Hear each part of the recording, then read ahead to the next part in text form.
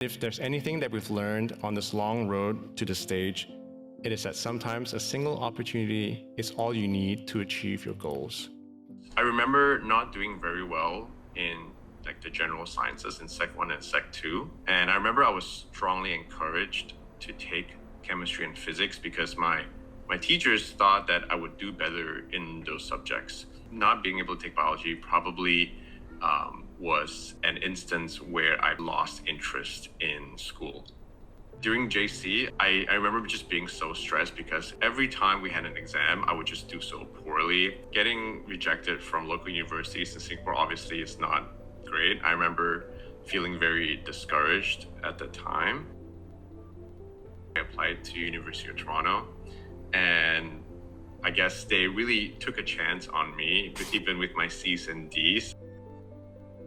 The biggest challenge was definitely the cost of studying overseas as an international student. I had parents who really believed in the importance of education and that they were willing to sacrifice almost anything to give me the opportunity. My family was definitely not well off, and the total cost of tuition and living expenses at that time were upwards of $250,000. Eventually, my parents actually had to make a really huge sacrifice and sell our apartment in Singapore and become renters just so that I could continue studying. So when I talk about my successes, I never really think of it as mine alone. It really also belongs to my parents as well. I knew I wanted to do a PhD. I applied to mainly US universities for grad school. Harvard was the only one that accepted me, very luckily.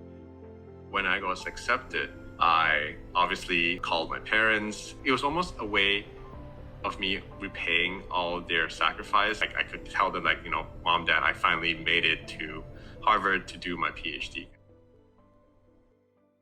It's been 5 years since my father was diagnosed with Alzheimer's disease. And I think at this stage of the disease, he's really just a shell of his former self.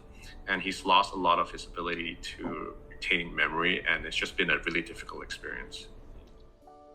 My PhD was in microbiology. I thought about my father, and I want to be able to do some research to help contribute to a potential therapy that can help alleviate this kind of experience for other people. So I know that any of the research that I do now probably won't be helping my father directly, but I still want to be able to be part of the story of creating something that is able to cure this disease, hopefully in the future.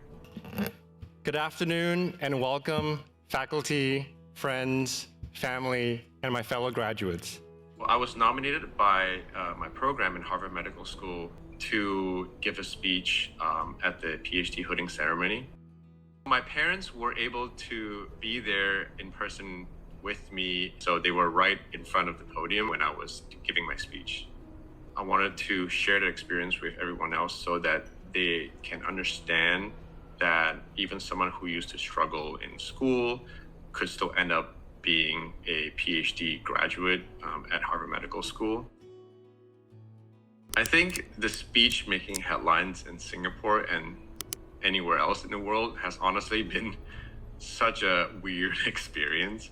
I didn't even know that the speech went viral, actually. And even over the past few weeks, I've had hundreds of people from Singapore reaching out to me, wanting to connect, not just to congratulate me, but to share their own stories. And that has probably been the most meaningful part of the whole experience. Talent is everywhere. Curiosity is everywhere. Potential is everywhere. And with that, I look forward to seeing the ways each of you would transform this achievement into something larger than yourself by opening doors and by making science more welcoming, more collaborative, and more accessible to the next generation. Thank you.